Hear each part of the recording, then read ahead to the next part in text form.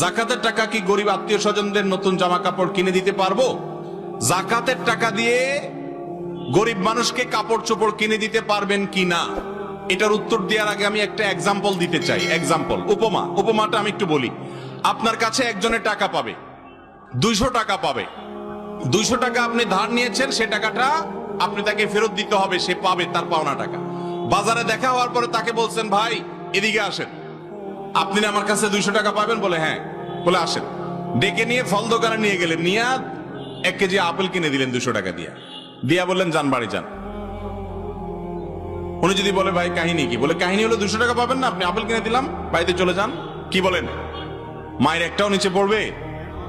আমি তোমার থেকে টাকা পাবো, টাকা দিয়ে কি আমি আপেল খাবো না টকটমেটো খাবো সেটা তো আমার ব্যাপার, তুমি আমার আপেল কিনে দেওয়ার কি? আল্লাহ তাআলা কোরআনে কারিমে বলেছেন ওয়াফি আমওয়ালিহিম হাক্কুল লিসাইলি ওয়াল মাহরুম, যাকাত হলো গরিবের অভাবী মানুষের অধিকার।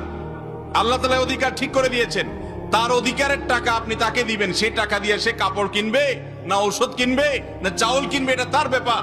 আপনি কে তাকে কাপড় এবং লুঙ্গি ঠিক করে ধরায় দেওয়ার? সে পাবে টাকা, আপনি দিচ্ছেন জাকাতের শাড়ি, সে পাবে টাকা, আপনি দিচ্ছেন জাকাতের লুঙ্গি।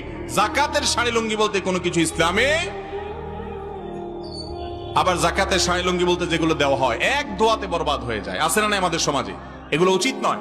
জাকাত হিসাবে নগদ অর্থ দিবেন। হ্যাঁ, এক্সেপশন হতে পারে, আপনার একজন আত্মীয় আছে গরিব, আপনি জানেন নগদ টাকা দিলেই সে নষ্ট করে ফেলবে, বুঝবে না, বোকাশোকা মানুষ।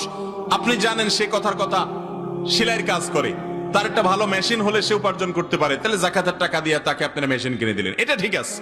আপনি তাকে একটা রিক্সা কিনে দিলেন, এটা ঠিক আছে, কারণ সে নিজে হয়তো এটাকে ভালো ইউটিলাইজ করতে পারবে না, তো তার প্রয়োজনটা জেনে সেটা আপনি পূরণ করে দিলেন জাকাতের টাকা দিয়ে, এটা জায়েজ আছে।